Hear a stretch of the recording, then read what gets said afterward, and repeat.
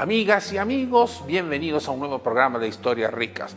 Hoy vamos a hablar de Polonia, Ucrania y Rusia. Y le cedo la palabra a Dexter para que nos abra la puerta de este mundo extraordinario. Spasiba, querido Pietro, qué gran programa nos espera hoy, donde recorreremos los sabores y las costumbres que trajeron los inmigrantes de las colectividades polaca, rusa y ucraniana a nuestro país. Quiero aclarar que nosotros sabemos del flagelo de la guerra que está atravesando el pueblo ucraniano en su tierra y del conflicto bélico que mantiene con Rusia, pero este programa fue pensado por la proximidad de la gastronomía de estas dos naciones que esperamos encuentren la paz en breve. Y como es la gastronomía, las historias y las colectividades lo que cuenta este programa, hoy vamos a recorrer platos, comidas, bebidas e historias que hicimos muy nuestras, como la ensalada rusa, que hoy constataremos si es argentina o rusa. También los populares vareniques, el famoso lomo al stroganov o el tradicional vodka. Conoceremos manjares como los pierogi, algo así como una mezcla entre ravioles y empanadas, las deliciosas tortas Napoleón y la de miel, los arenques, el kolach, los marinados y el plato ucraniano por excelencia, la hipnótica sopa borscht. Todo eso sazonado con la historia de cuándo, por qué y cómo llegaron rusos, ucranianos y polacos a la Argentina. Así que ya nos vamos con Pietro, que se va a encontrar con un chef de origen polaco que le va a mostrar delicias de su tierra. Amigas y amigos, llegó el día de la cocina polaca. Me está esperando mi amigo Antoś, lo conozco hace 25 años. Él cocina en su casa. Es el lugar donde él expresa los sabores de sus ancestros. Una cocina cálida, una cocina potente, confortable y llena de sabor. Así que vamos a conocer esta historia para saber de qué se trata.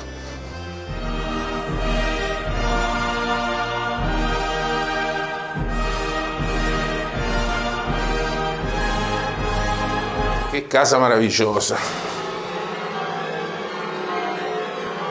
Bueno, gracias por recibirme en tu ámbito, en tu pequeño pero gran pedacito de Polonia que tenemos en Buenos Aires. ¿Cuál es tu vínculo real con Polonia? ¿Vinieron tus abuelos, tu papá, tu mamá? Vinieron mis abuelos con mis padres. ¿De dónde? De Lublin a Cracovia, de Cracovia a la Argentina. Entonces, bueno, y así, entonces hicimos un par de viajes y después, bueno, llegaron a Buenos Aires, nos gustó Buenos Aires. Había mucha polonidad, había mucho club en la Argentina, había 28 agrupaciones en todo el país. Muchos. Entonces era encontrarse en un lugar donde uno podía ir al club una vez o dos a la semana a hablar polaco, no perderlo. En tu casa obviamente se comía polaco, ¿o no? Sí. A ver, también fueron incorporando, en mi casa se hacía churrascos, se hacía fideos con manteca, pero sí se cocinaba comida polaca. Pero se cocinaba comida polaca con ese mix que mi madre, por ejemplo, íbamos a casa de amigos y yo volvía y contaba, probé en casa de fulano lenteja. Y también puedo preparar lentejas. Entonces hablaba con la madre de algún amigo mío y hacía lentejas. Con ese vínculo tan fuerte que tu mamá tenía con la comida, que bueno, lo expresás vos en tu historia, bueno, no me sorprende que vos estés en esto. Así que si tenés ganas, ahora sí vamos a tu cocina. Dale. Y vamos a probar un par de tus platos que yo adoro profundamente.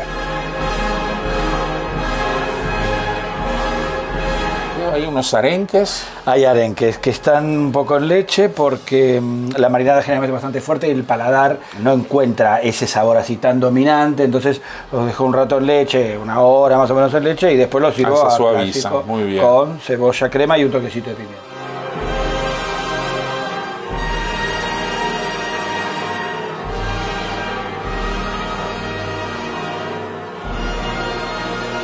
¿Esta receta es una receta familiar o es una receta tuya? Sí. No, en mi casa siempre se preparaba arenques. Lo que nosotros fuimos haciendo, que nos pasó a nosotros, es mi mamá se murió muy joven y empezamos como a tratar de recordar cómo lo hacía mamá. Y, por ejemplo, mi hermana más chica, que está siempre así en esa cosa de recordar mucho los tips de mamá, me decía, mamá le ponía tal cosa y le ponía tal otra. Mi madre era un personaje que durante la guerra... ¿Cómo se llamaba tu mamá? Sofía.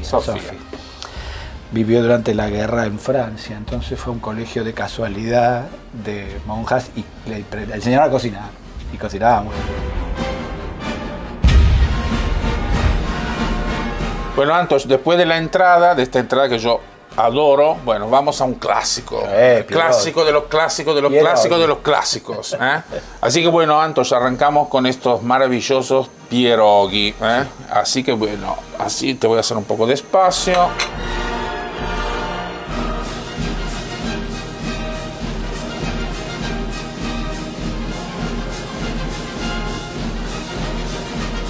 Bueno, llegó el momento de la parte final del plato, la terminación. Es un plato, la verdad que se puede decir que es simple. Sí, es un platito simple. Pero confortable. Sí.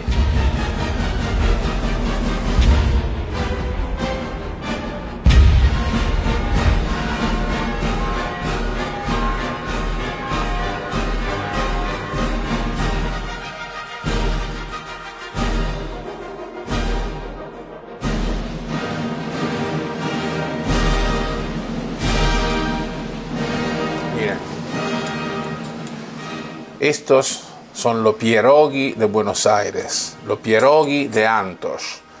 Son también de Sofía. A Sofía le encantaba. Los pierogi de Sofía. Acá todo para nosotros, para que lo podamos degustar.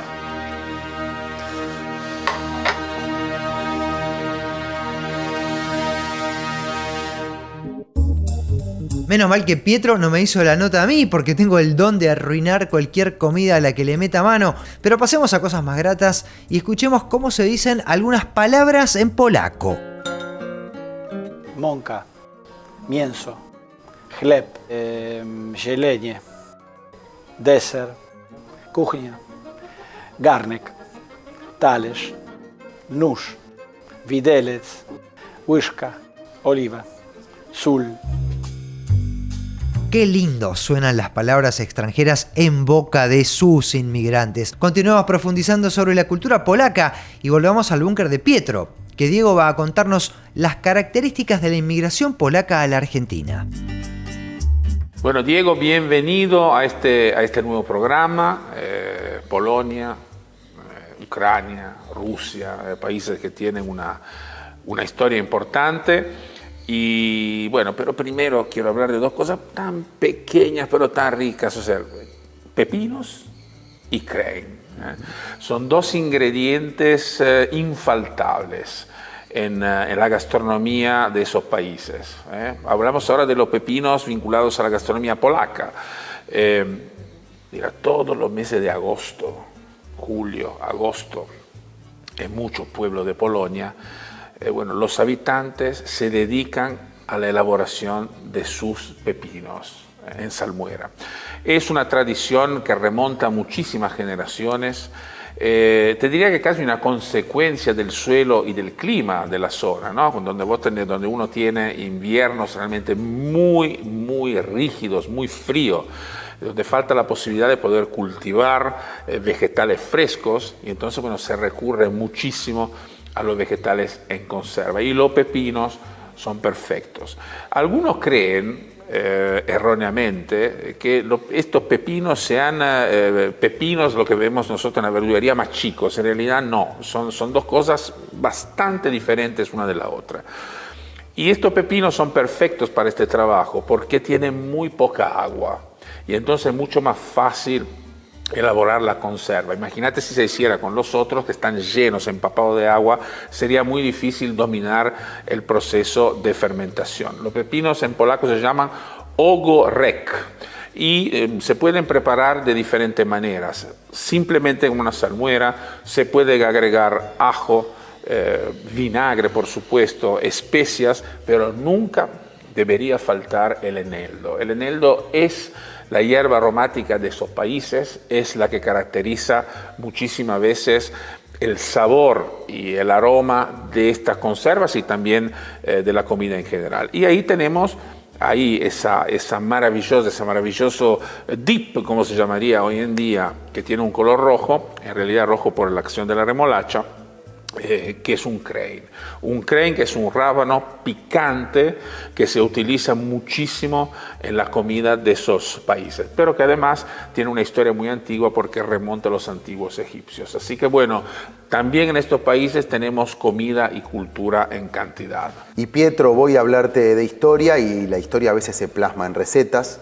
Hay un muy lindo libro de una nieta de polacos que se llama María Semán, que justamente tuvo el apoyo de la embajada polaca en la Argentina, y se titula, fíjate el nombre, Mes a mes, sabor polonés. Y ahí se retrata cómo lo polaco fue integrándose en la cultura argentina a través de la gastronomía. Y esto nos lleva a hablar de los inmigrantes. Y vamos a la segunda mitad del siglo XIX, migrantes de tierras polacas en un territorio dividido, que no es exactamente igual que lo que es hoy la zona de Polonia, Ucrania, Rusia. Bueno, esto remite al Imperio Austrohúngaro, a Prusia, a Rusia. Y claramente se vivía un momento difícil en lo económico, especialmente en los campos, y eso es el origen, lo que moviliza a muchas personas y familias a justamente emigrar. Viajaban primero, Pietro, desde los puertos alemanes, como el de Hamburgo, y después cuando se construye desde el puerto de Gdynia, justamente en el mar Báltico, y empiezan diferentes oleadas. Hay una etapa muy fuerte de 20 años, que es entre 1919 y 1939, donde hay 170.000 ciudadanos, gente, muchísimos, polacos que se establecen en la Argentina. Podríamos decir que el pico es entre 1926 y 1930. Se instalan en Buenos Aires, pero también en Córdoba, Rosario, Santa Fe, bueno, ni hablar en Misiones, que es una tierra muy querida justamente por los polacos. Algunos no calificados, vinculados a la agricultura, a la construcción, y después más intelectuales en la oleada que viene de la mano de la Segunda Guerra Mundial. Me parece fascinante escuchar cómo ciertas técnicas o costumbres gastronómicas, como por ejemplo los productos en conserva, surgen de la necesidad propia de una región para tener vegetales durante el invierno durísimo. Y hablando de duro invierno, acompañemos a Pietro, que va a encontrarse con dos hermanos oriundos de la mismísima Siberia, que van a contarle cómo hacer el tradicional lomo al stroganov y otros manjares de la tierra rusa. Matrioshka, símbolo, ícono de los países del este de Europa. Pero no estamos en esa tierra, estamos acá, en Argentina, en la ciudad de Buenos Aires, y estamos acá para conocer una familia que nació en Rusia, que creció en Ucrania y que finalmente decidió cambiar su vida viajando a la Argentina para buscar una nueva oportunidad, abriendo un restaurante. Así que vamos a conocerlos para entender de qué se trata.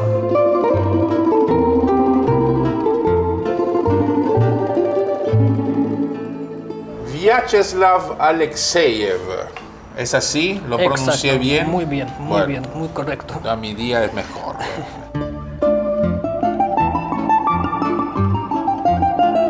¿Cómo es tu historia? Y bueno, nací en Siberia, una región que 40 grados bajo cero en invierno. Viví hasta 9 años en Siberia.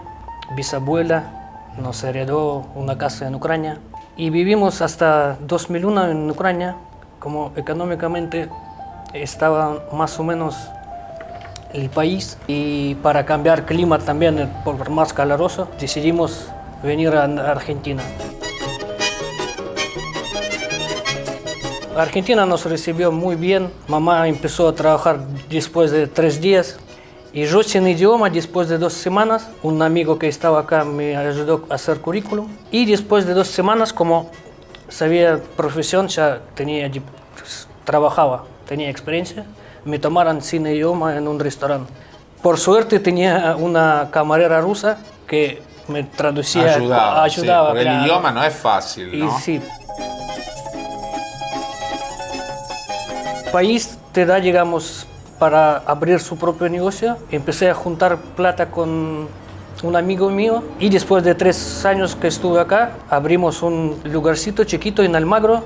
El primer tiempo trabajamos la mayoría con platos argentinos y poco a poco agregando platos rusos porque gente mucho no sabían. Empezaron a conocer platos rusos y poco a poco sacamos platos argentinos y dejamos nada más que platos rusos o ucranianos. En muchos países conocen ese plato. El lomo stroganov. Lomo stroganov. Sí. Es lomo, cebolla salteada, zanahoria salteada, especias, laurel, puré de tomate y un toque de queso blanco. Ahora me voy a ver a Xenia, que tiene un par de cosas más para darme a conocer.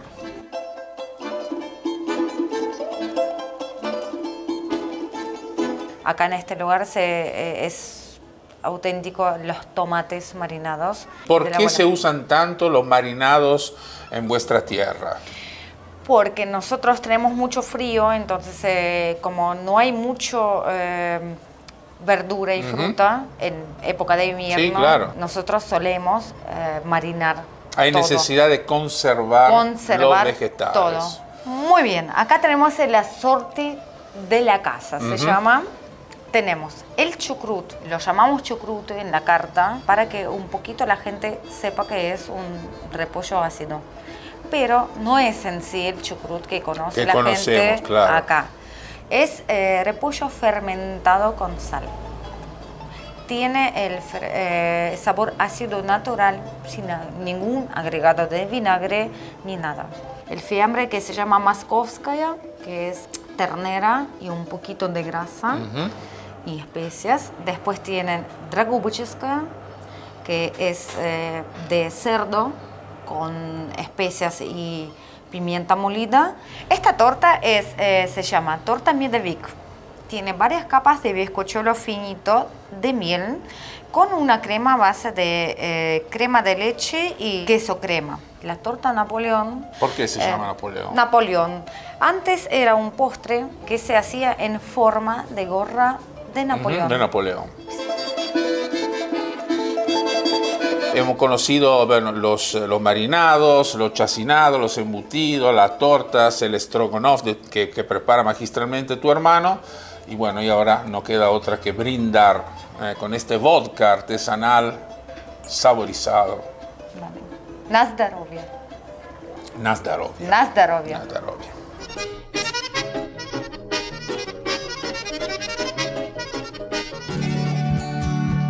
Me estoy enterando que con Rusia nos vinculan muchas más cosas de las que creemos, como vimos recién. Por ejemplo, ellos tienen la torta Napoleón.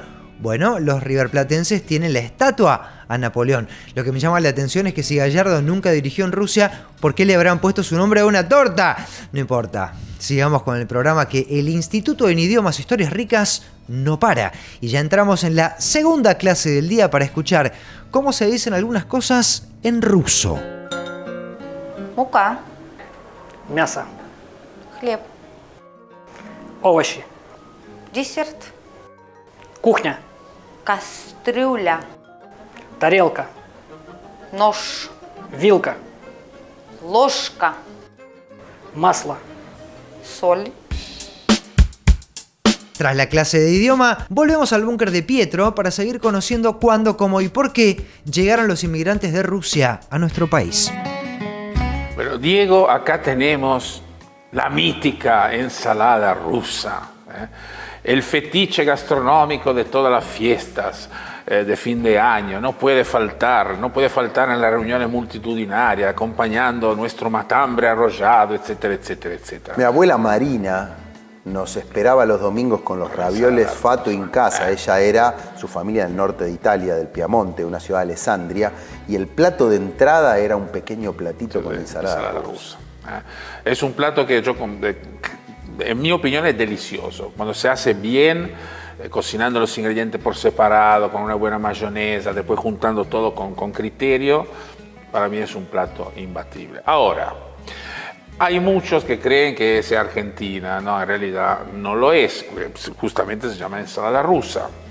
Es un plato que nace entre 1860 y 1870 por mano de dos personas, un francés que se llamaba Lucien Olivier y su socio Yakov Pegov. O sea, ellos en Moscú tenían un restaurante que se llamaba Hermitage, Y bueno, y ahí Lucien, que bueno, proponía la cocina francesa de alto nivel en la capital de Rusia, bueno, inventa un plato, donde yo te voy a mencionar los ingredientes, porque mira, tenía uro gallo, que es una especie de gallina, venado, perdiz, caviar, alcaparras, gelatina de caldo, cangrejo, lengua, papas, huevo duro, pepinos, una mayonesa saborizada con mostaza.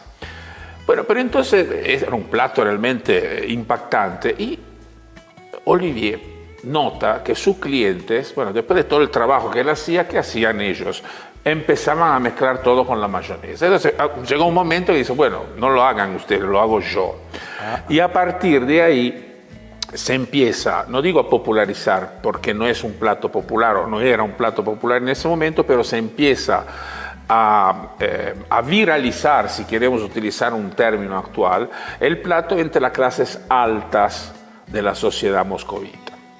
Y entonces, bueno, la sociedad moscovita después finalmente empieza a moverse dentro de Europa y el plato empieza a llegar a la capital gastronómica del viejo mundo.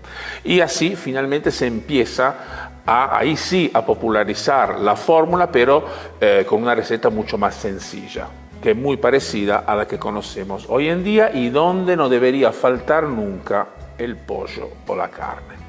Pollo y carne van en la ensalada rusa. Deberían ir. Y fíjate cómo son las cosas, que nosotros acá tenemos una variante, que es la mayonesa de ave, donde hay mayonesa y pollo.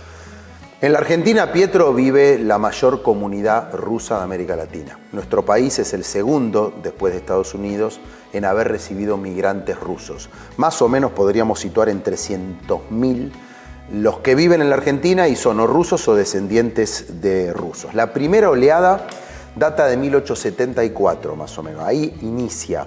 Hay que recordar que la Argentina tiene una política clara, enfática, de atracción de inmigrantes, con una ley que es la de Avellaneda, se conoce como la Ley Avellaneda de 1876, que lo que hace es promover esto, porque vos te acordás lo que había dicho Alberdi, gobernar es poblar.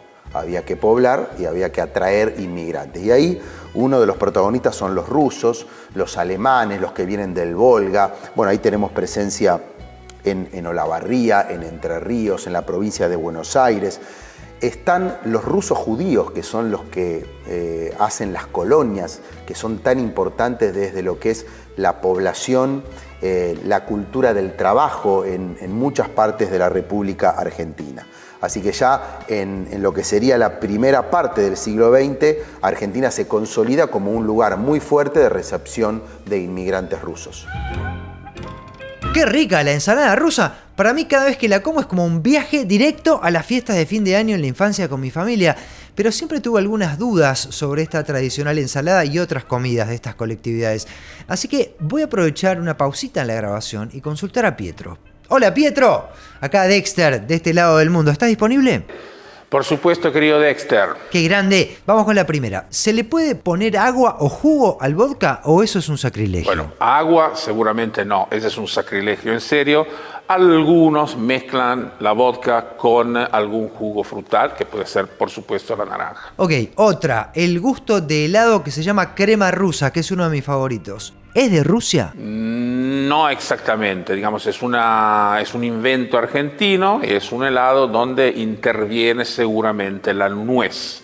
Y después la crema puede ser o crema americana o una crema de vainilla. Ahora, Pietro, te pido amor en las respuestas porque me tocan muy de cerca. El postre imperial ruso que hacía mi vieja, ¿es ruso? Lo lamento mucho, pero tengo que comunicarte que no es ruso. Lo inventó un pastelero italiano en la confitería El Molino en el año 1917, el año de la Revolución Rusa. Por eso se llama así. Bueno, voy con otra. La famosa sopa de remolacha de nuestras abuelas llamada borscht, ¿es ucraniana? Absolutamente ucraniana. Amigas y amigos, llegó el momento del corte, pero va a ser muy muy breve, así que no se muevan porque en pocos minutos vamos a tener muchas más historias ricas.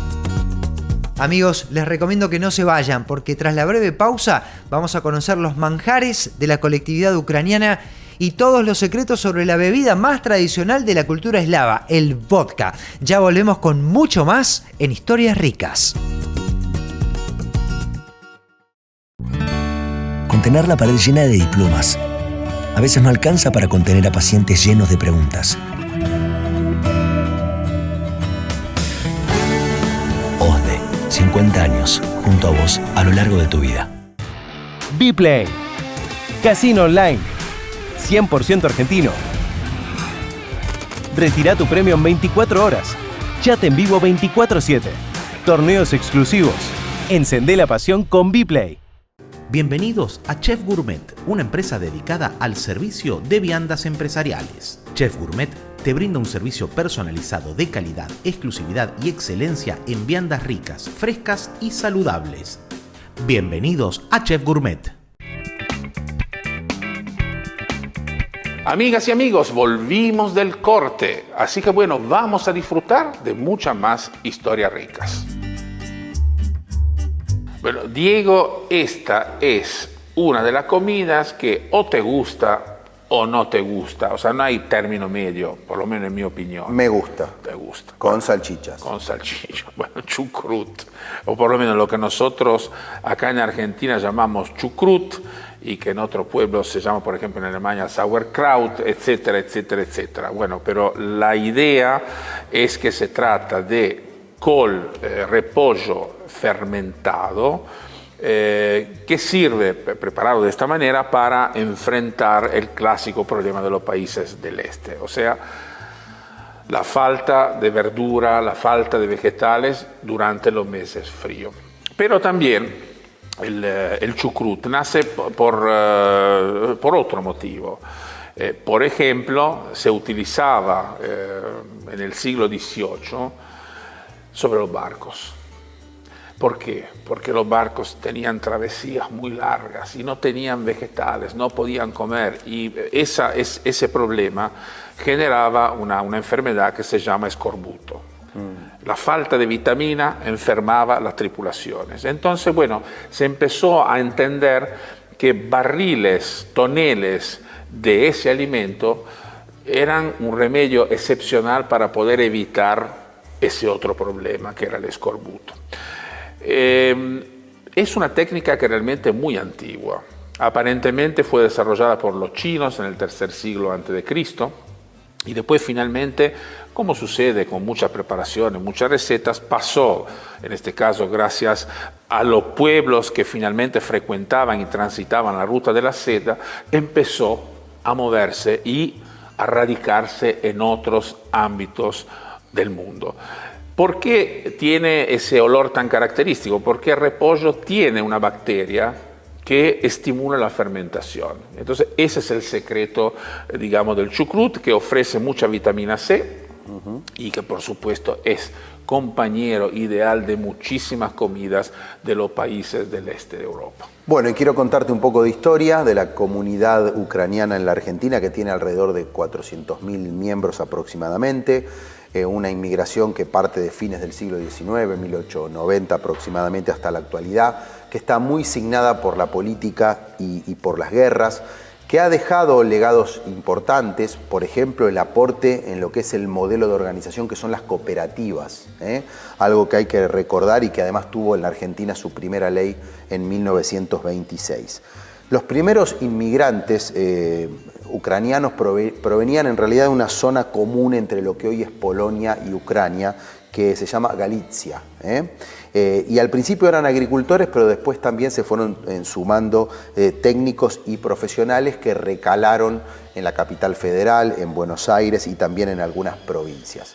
Hay que mencionar que en febrero del año 21 Argentina es uno de los países de América Latina que inicia el reconocimiento de la República Popular de Ucrania. Así que hay una historia que después también sigue en la época de Menem con la independencia de Ucrania en el 91 y el establecimiento de una embajada por primera vez en el año 93.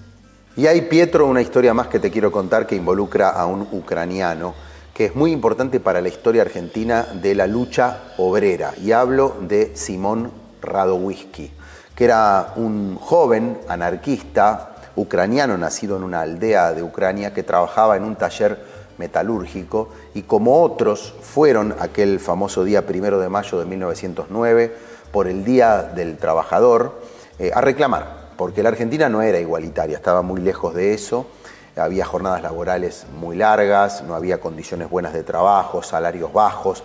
Fue una jornada de mucho reclamo y ahí apareció Ramón Falcón, que era el jefe de la Policía Federal de la época, digamos, que ordena una represión y mueren varios obreros. El joven Simón se queda con este tema muy trabado, digamos, y él decide hacer una bomba casera. Y lo va a buscar días después a Ramón Falcón, que andaba en su carruaje, el jefe de la policía, y le tira la bomba al carruaje y lo mata junto a otro acompañante. Esto es muy emblemático del inicio de la policía en la Argentina, pero también de la lucha de los anarquistas. Y ahí estaba Simón Radowisky, ucraniano, que termina encarcelado en la famosa cárcel de fin del mundo en Ushuaia, donde hoy además se cuenta su historia.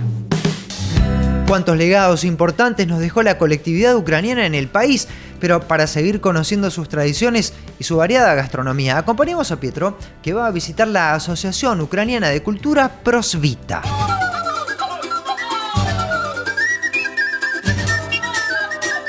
Amigas y amigos, vamos a visitar un espacio dedicado a la cultura ucraniana.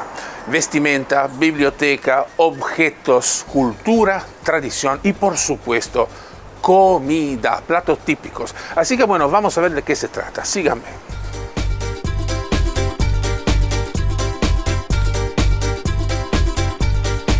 Olga, qué placer estar acá con ustedes.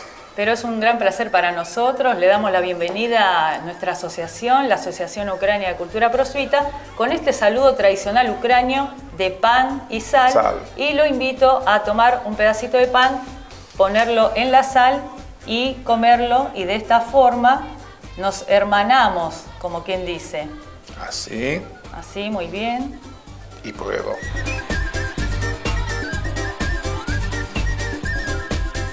Estos son huevos escritos, se llaman pesanka. Sobre la superficie del huevo se escribe un mensaje con diferentes símbolos. Son símbolos antiguos que se fueron transmitiendo de generación en generación. Son huevos de verdad, huevos de gallina de verdad. Si uno los agarra, escucha un sonido que es el contenido del huevo que se fue solidificando, ¿no es cierto? Claro. Instrumentos musicales, como podemos ver, trajes típicos bordados, ya que se dictan cursos de bordado, de cursos de danza y de música, ¿no es cierto? Hay un coro y se interpreta este instrumento tradicional ucranio que se llama bandura y sus cuerdas semejan lo que son las teclas del piano. Ya en la antigüedad había unos juglares que se llamaban kobzari, que iban de ciudad en ciudad con este instrumento y relataban epopeyas y diversos acontecimientos que hubieran pasado. Vine de pequeña, pero bueno, siempre conservé el vínculo con lo que es mi lugar de origen, ¿no es cierto? En la familia siempre conservamos las tradiciones, la cultura. Uno por ahí lo mira desde ahora y piensa que tal vez no fue tan difícil, pero bueno, después se empieza a recordar algunos sentimientos y cómo tenía que adaptarse a la nueva circunstancia, ¿no es cierto? Porque es otro país totalmente distinto. Con un idioma totalmente distinto y con una cultura muy distinta. Ahí me está esperando algo que es muy importante dentro de vuestra cultura, que es la comida. Y creo que Lida nos está esperando allá, bueno, ¿verdad? Vamos para allá, vamos para allá. Bueno, Lida, finalmente llegamos al comedor buffet de Prosvita. Y acá tenemos dos mesas que son extraordinarias. ¿Qué tenemos acá? En este caso tenemos un collage, que es una trenza, que es típica para la época de Navidad. Frutas, que son las que cocinamos en el usbar, que es una bebida típica para la Nochebuena. Mediunek, que es una torta de miel. Y distintos tipos de bebidas. Una de las más tradicionales es a base de miel, las caseras, que son de cerezas. Después tenemos los destilados, tradicional, con pimienta, de nueces y con un poco de menta. La costumbre es zastelete stiu, cubrir la mesa. No tiene que ser un buffet abundante sin huecos. O sea, sin huecos. La comida es prioritaria, tiene que ser generosa. Cada uno luego se va sirviendo lo que desea. La bebida, el usbar, que está hecho a base de frutos secos. La kutiá, que está hecha a base de trigo. El holodech, que es unas pic de carne. Holubchi, que son niños envueltos en hojas de repollo. ¿Existe la cocina de Ucrania sin remolacha? No existe. No, es imposible. Tenemos arenques, tenemos distintos tipos de embutidos, la capusta, que es el chucrú, los vareneke, y el plato nacional de Ucrania, que es el borscht. Mi tradición y mi receta familiar lleva porotos y hongos secos. ¿Eso quién se lo enseñó? ¿Su mamá, su abuela? Eso me lo enseñó mi mamá. ¿Cuál era el nombre de su mamá? Catalina. Bueno, Catalina, este es el borscht de Catalina y lo tenemos acá en Buenos Aires, en este salón comedor, en este buffet de esta asociación maravillosa. Mejor imposible.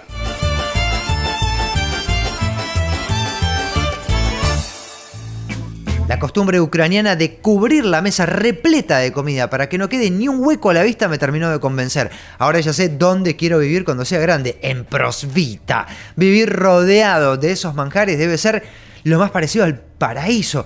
Así que si quiero vivir en Prosvita, tengo que aprender algo de ucraniano. Los invito a escuchar. Muka, Miaso, хліб, овочі, дезерт, кухня, кастрюля, тарілка, ніж, виделка, ложка, олія, сіль. Y esta fue la última clase de idiomas del día de hoy. Jornada movidita, tuvo el Instituto de Idiomas e Historias Ricas. Volvamos al búnker, que de tanto estudiar me dio hambre y ya veo algunas delicias para picar arriba de esa mesa. Bueno, Diego, acá, mira el color. No sé por qué me remite, mira, el color de la remolacha es muy parecido al color de la corteza del pan. Es cierto. Entonces en la gastronomía, en la cocina también eso a veces nos hace entender por qué ciertos alimentos funcionan bien en un lugar y no funcionan bien en otro. Entonces, evidentemente, acá hay como una simbiosis de alguna manera, son dos alimentos compatibles. Los rusos tienen te diría un amor, una pasión enorme por el pan de centeno. Tienen una cantidad enorme de variedades de pan de centeno. Por ejemplo, las más conocidas son el Darnitsky, el Borodinsky, el Stolochny. Entonces, bueno, son panes que son bien identificados, pueden ser así solos, pero pueden tener agregado de semillas.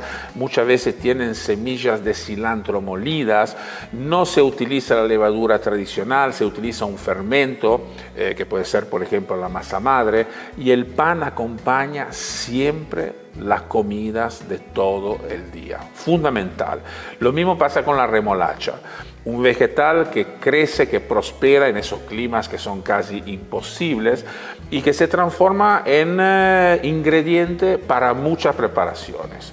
Una de esas preparaciones es seguramente el borscht, esa famosa sopa que se puede tomar fría, que se puede tomar caliente, que puede ser más ligera, que puede ser más espesa, que puede tener más ingredientes adicionales o menos, pero por ejemplo el borscht, esa sopa se identifica claramente con Ucrania. Es un producto típico de Ucrania que finalmente entra dentro de la gastronomía de los otros países de esa región. Y hay muchos apellidos cotidianos para nosotros, para los argentinos, que tienen que ver con esta comunidad, ¿no? De diferentes disciplinas. César Milstein, por ejemplo, en lo que es la ciencia, la pianista Marta Argerich, el Chango Spasiuk, muy conocido, Alejandra Pizarnik, José Peckerman, el técnico de fútbol, o José Chatruk, jugador de fútbol. Así que uno repasa apellidos y encuentra el origen de estas comunidades. Y también uno puede repasar, Pietro, la geografía del país. Y te propongo que nos vayamos a la provincia de Misiones, muy cerquita de Corrientes, y ahí tenemos dos ciudades, Apóstoles y Azara, donde está muy presente la cultura, el legado de los inmigrantes, tanto polacos como ucranianos. La historia cuenta que un grupo de inmigrantes lo que buscaban era llegar a Estados Unidos. Entonces empezaron a hacer los trámites y le dijeron a Estados Unidos no entran, por razones sanitarias y legales. Así que como son rechazados en Estados Unidos, segunda opción, la Argentina. Así que desembarcan luego del largo viaje en barco, pasan unos días en el hotel de inmigrantes y de ahí van a la ciudad de La Plata. Pero parece que La Plata no les cierra mucho porque estaba en formación La Plata. Vos pensás que es producto de la federalización de Buenos Aires, de Dardo Rocha, 1882, 1884. La Plata debía ser todavía una ciudad muy hostil. Así que ahí aparece un gobernador de Misiones de nombre Lanusse que le dice: yo les pago el pasaje y vengan a Misiones. Y ahí recalan en Posadas, en esa tierra colorada hermosa, y les dan, fíjate vos, la tierra, les dan animales para tracción, herramientas y semillas. Por eso la importancia que tiene en Misiones, en Apóstoles y en otras ciudades la presencia de estas comunidades. Y un legado en esta provincia laboral muy importante. Familias de este origen que son las que promueven la industria de la yerba mate y del té también. Ahí vos vas a encontrar a las familias que son las que promueven empresas como Rosamonte o Romance, que son descendientes ucranianos. Así que fíjate que todo tiene que ver con todo. Menos mal que Pekerman nació acá, si no, qué gran técnico nos hubiéramos perdido. Disculpen el fanatismo futbolero, pero para mí el gran José es uno de los mejores técnicos que anduvieron por estas tierras. Y hablando de gente grosa, vamos con Pietro a conocer a un experto que nos va a revelar todos los secretos de esa bebida carente de color, pero que llena de vida al tomarla, el sagrado vodka. Amigas y amigos, estoy a metros de un lugar que conozco hace mucho tiempo. Un embajador de la gastronomía eslava de la antigua Unión Soviética. Vamos a conocer su comida, sus platillos, pero lo más importante, los vodkas que elabora su propietario. Síganme y vamos a ver de qué se trata.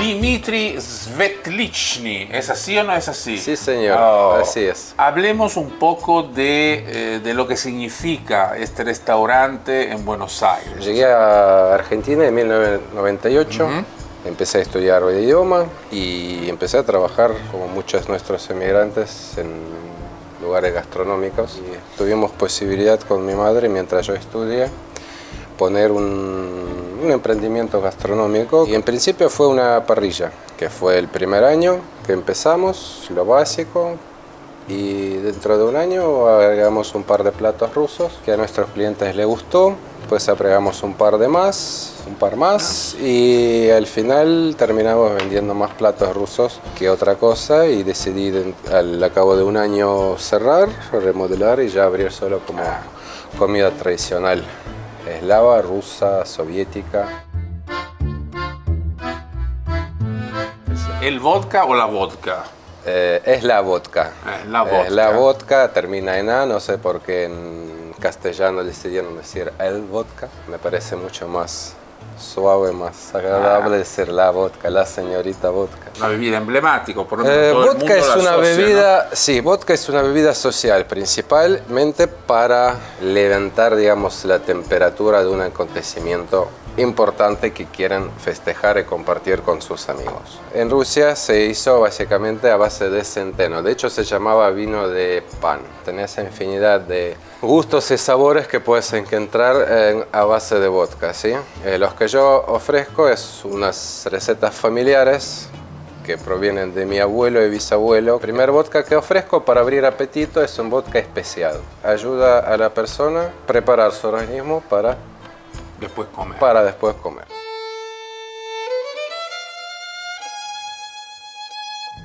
Helada. Helada, sí, helada.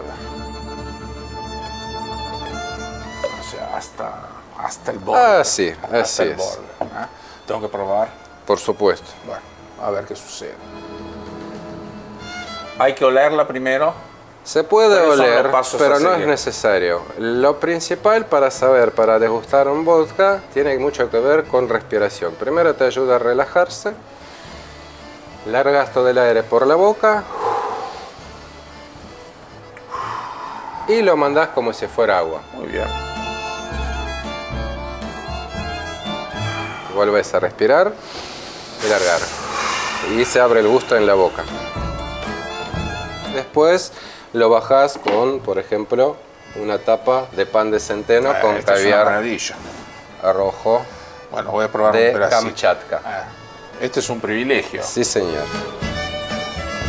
Ahí después tenemos, si no veo mal, pescado. Tenemos salmón marinado, que hago yo, el marinado, el arenque, la verdadera ensalada rusa Olivier, que acá estafaron un poco. Que aparte, ¿Cómo es la verdadera ensalada rusa? Aparte de papa, zanahoria, arvejas, lleva pepino marinado, cebollita, huevo, carne magra hervida, aceitunas, arvejas frescas, crema, queso crema, un toque de mayonesa y hierbas aromáticas. O sea que es un plato más complejo y más articulado de lo que parece. Exacto. No es una guarnición, sino es una entrada independiente. Es una comida independiente. Bueno, y ahí tenemos vegetales. Ahí tenemos los vegetales, repollo de fermentación natural y zanahoria de fermentación natural, los que dicen zanahoria rusa, y el repollo fermentado que se llama sauerkraut, pero acá los argentinos a todos le dicen chucrut.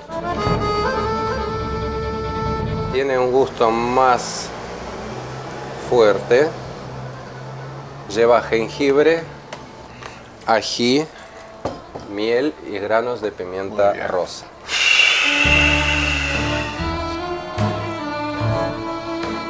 Y bueno, tenemos las 7 frutos del bosque que se toma como bajativo.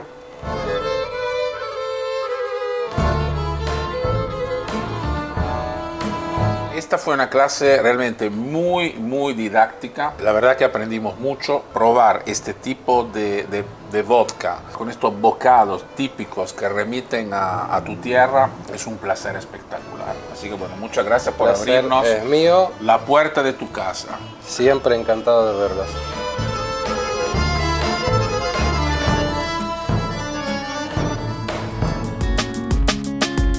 Así que la ensalada rusa original lleva 10 ingredientes más que la que comemos acá. O sea que la versión argenta sería como el modelo base sin aire ni levantavidrios y la de allá sería la full. Bueno, mientras me repongo de este duro golpe, escuchemos a Pietro que nos va a contar el origen de la bebida tradicional rusa, la vodka. Vodka, palabra rusa, hija de otra palabra rusa que es voda, que es el diminutivo de agua. Un destilado incolor, sin sabor, que se realiza a través de la destilación de un cereal, pero también de la papa. Una bebida típica de los países del este de Europa y no se sabe exactamente si nació en Rusia o si nació en Polonia. Lo que se sabe es que finalmente se radicó, que es una de las bebidas más tradicionales y que nadie quiere renunciar, bueno, al placer de saborearla para combatir los efectos del frío. Así que bueno, vodka, esa bebida que hoy en día se ha transformado en una bebida globalizada y que se utiliza también muchísimo en la coctelería moderna.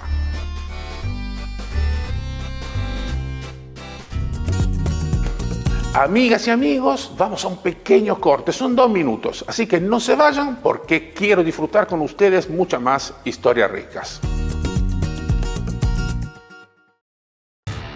Bplay, casino online, 100% argentino. Retira tu premio en 24 horas. Chat en vivo 24/7. Torneos exclusivos.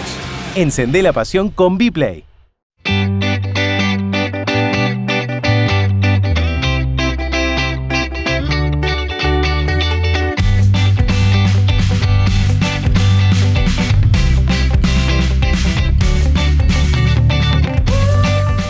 Silva Sapori, el sabor de tus ensaladas.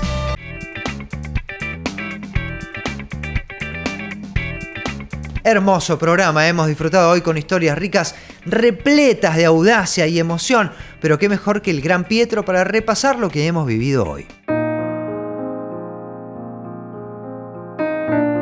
Todos deberían tomar distancia y reflexionar. Duele ver esa herida profunda que hace sangrar por diferentes motivos el corazón de rusos, ucranianos y polacos. Todos son eslavos, tienen una raíz común fuerte y antigua. La cultura y el idioma tienen un mismo punto de partida. El tiempo, la historia y la política se encargaron de trazar un camino sinuoso que los divide. Pero no se pueden olvidar las raíces y los actos cotidianos compartidos. No es casualidad que todos ellos se alimentan con muchas recetas hijas de los suelos y climas fríos del este de Europa. Polacos, ucranianos y rusos de Argentina defienden con orgullo los sabores de su tierra y memoria. Un ancla imprescindible para no olvidar de dónde vienen y quiénes son. Así llegamos al final del programa de hoy, donde disfrutamos aromas y sabores de estos pueblos de raíces comunes que a través de la gastronomía defienden su identidad con pasión. Los espero la semana que viene con más historias ricas.